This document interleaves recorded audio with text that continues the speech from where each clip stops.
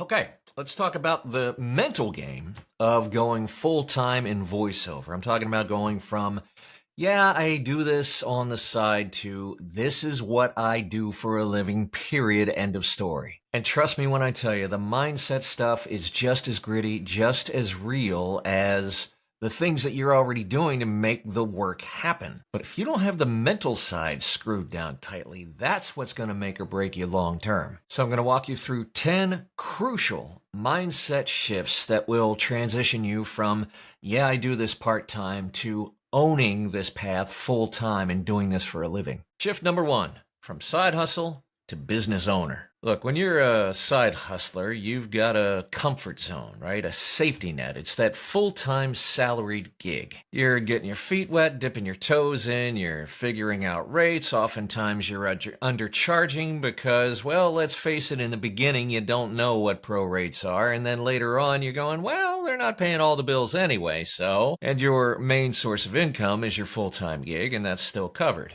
But when you do go full-time, as the kids say, shit gets real. You're not playing with extra money. You've got to build a business that will not only support you and your family, but fund your retirement and give you the freedom and flexibility that you left that old job to chase. So the first mental shift here is to accept that this is no longer a side project. This is your livelihood. And you got to start thinking like a full-time business owner, not as a dabbler who works on the weekends. So the mindset is no longer about, ooh, I got a gig, or ooh, I'm going to make some extra money this month.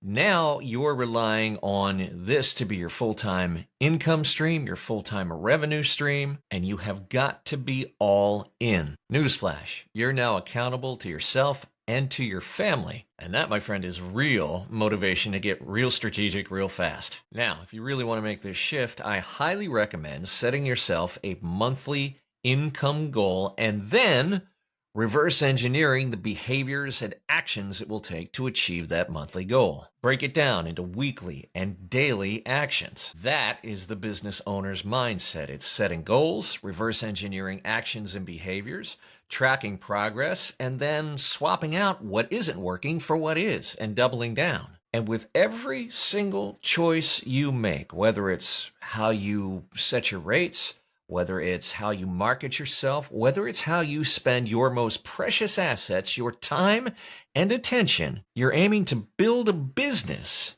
which will support the life that you want, give you that freedom and flexibility, again, that you left the old job to chase. It ain't about scraping by, or at least it shouldn't be. Shift number 2, from waiting for work to come in to hunting work down. One of the biggest adjustments in going full-time is the absolute necessity to get work in the door. Remember the days when you were a part-timer and you just get giddy about that audition that came in or a job that you won? But you're in the big leagues now if you're going to go full-time, and you can't just wait for those odd jobs to roll in. You have to be, my friend, a hunter. This is a big mindset shift. You're no longer relying on stuff that shows up and comes to you. You've got to learn to go after it. It's a shift from no longer relying on your inbox to starting to use your outbox. Cold emails, direct marketing, relationship building, all of that stuff becomes your new normal. Follow-up becomes more important than ever before. And yeah, for a lot of people, they have a tough time with that because that mindset shift of being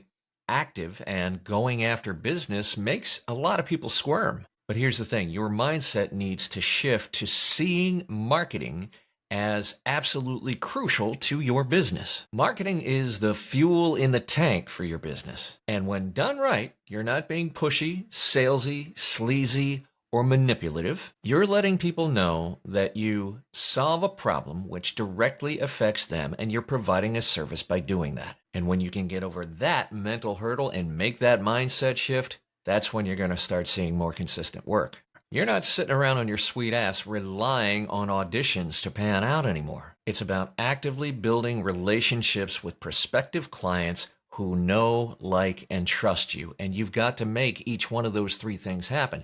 You got to let them know who you are, got to let them know you're likable, and you've got to build trust with them. And it takes time and effort to push past that not hearing back, that perceived rejection. Mindset here, plain and simple, is persistence. You have got to, in your mind, reframe marketing as a service to others. You're offering real solutions for real problems that people cannot solve for themselves. And you're showing up every day reliably so that clients can come to know and trust you. Shift number 3, redefining success and failure. Here's a gut punch you're not going to find on your common, ordinary, everyday motivational poster.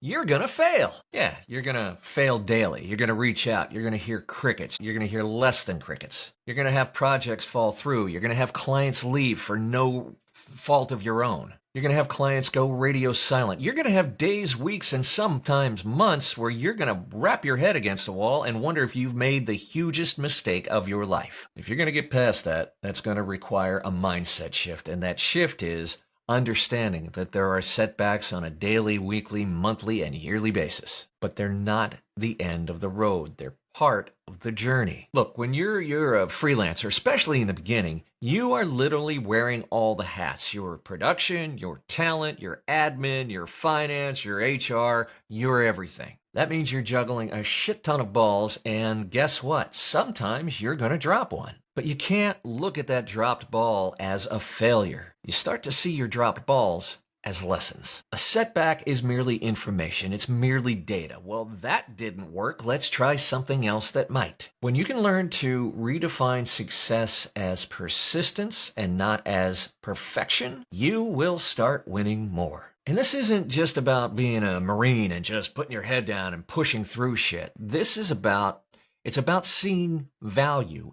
in failure itself. Every no, every not right now, every non-answer brings you closer to a yes. When you hit obstacles, you'll know that's part of building your grit and your resilience. When you can measure success not by immediate wins and outcomes, but make it more about long-term growth, you're going to start winning a lot more. And you'll avoid burnout and self-doubt. Shift number 4, your time and your attention are money. Literally. Let's talk about that full-time job. When you're working full-time, for someone else, 5 o'clock or 6 o'clock hits, and guess what? When you're off, you're off. But when you're a full-time freelancer, when you're a full-time business owner, every hour, every minute, every second has value. And once the enormity of that hits you, it's a big adjustment. Spending an hour playing Wordle or scrolling through social media, binging on Dexter, well, that's not just an hour of time sucked away. Now it's an hour that you could have spent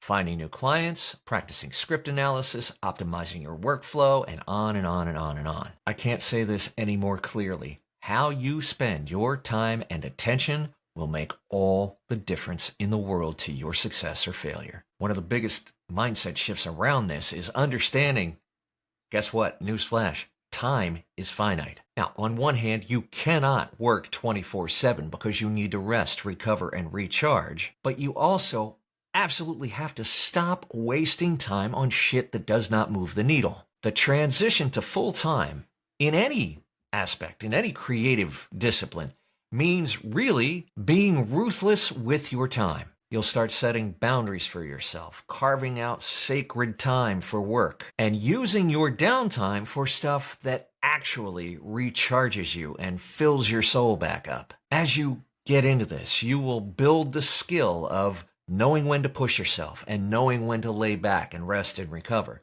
But how you manage your time is an absolute crucial skill. Shift number 5. Handling the isolation. Guess what, Sparky? You are now your own team. The whole team in most cases. No water cooler, no boss to come through the door every morning and give you some direction and hand you your schedule. No coworkers to bounce ideas off of. It's you, the mic, maybe your dog for some company. What we do as freelancers, as freelance voice actors, is inherently isolating and lonely. And if you're not ready for that, it can really sap away your motivation very quickly. So the mindset shift here and the strategy to manage that is to intentionally create community for yourself. Whether it's connecting with other voice actors, whether it's joining communities like my own VO whether it's going to conferences and events, you absolutely have to be proactive in building a support system. Other people who do what you do on a daily basis. Look, even our partners and our kids don't understand the challenges that we put up with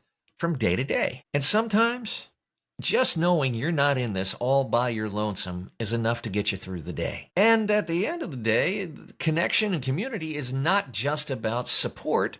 It can also lead to referrals, collaboration on gigs, actual business. Shift number 6, knowing when and how to invest. Look, a lot of part-timers, quite frankly, hold back on investing in their business because, let's face it, it's not generating a ton of income. And really, in the beginning, you might not even know yet if you want to do this full-time, but once you figure that out and you know you want to go full-time, you have to shift your mindset. Look, when you go full-time as a business owner, you have got to start to see that the investments that you will make are crucial to your growth as a business. The mindset shift is to see costs, certainly good costs, not as expenses, but as investments that are attached to a return. In other words, you're going to get something back from them. Namely, they will increase your revenue earning potential. What this does not mean is spending your way to the top. It does not mean becoming infatuated with every shiny new microphone and interface and piece of gear. It means being able to sit back, look at your possible investments, and prioritize based on what's going to have the biggest impact to growth in your business. Now, sometimes that might mean a new microphone. But sometimes it might mean something really unsexy like a new CRM, or maybe learning to market your voiceover business, or maybe sometimes something fun like a workout group or private coaching. You have to look at investments as what is the potential return and how is that going to increase your value as a business. Sometimes you have to spend a little money to make a lot of money. And if you're going to go full-time, you have to be more strategic about how you invest it. Shift number 7.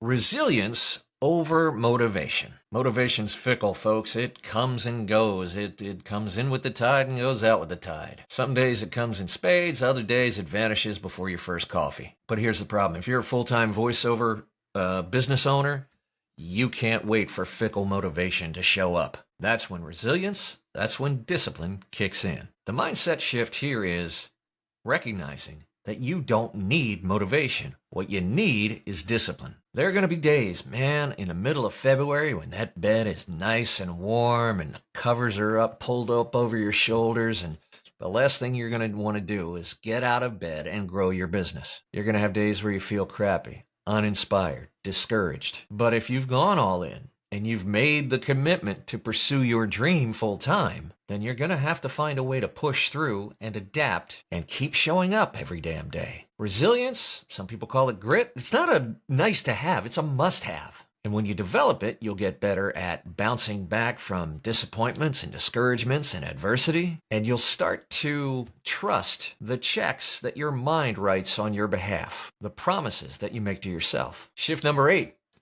Being CEO of you, LLC. Look, when you're a salaried employee, right, you're part of a team. When you're freelancing full-time, you are the company, my friend. Every decision, every client interaction, everything you do is a reflection of your company's brand. The mindset shift is from, this is something that I'm doing right now, to I'm building something long-term. And you start looking at your business more holistically, right? Your brand, your finances, your client interactions, it all matters. It's no longer enough to just do good work behind the mic. You have to think about how that work and that client experience supports your business as a whole. And you'll know when you start seeing yourself as the CEO of you, LLC, when you start making long-term strategic decisions rather than short-term urgent decisions. You're not just booking gigs anymore. You're creating a long-term sustainable reputation and business. Number 9.